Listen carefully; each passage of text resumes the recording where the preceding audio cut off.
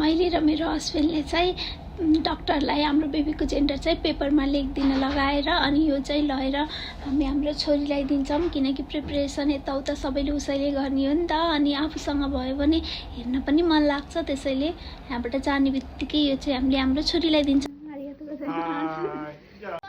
ए baby लिएर आयो baby तिमी हेर यता खान्जीमा लेखेको छ यसमा लेखेको त मैले बुझेको छैन हेर्नु भयो हेरे छैन के डाक्टरले लेखेको नि त के एक्सप्रेसन नदेऊ है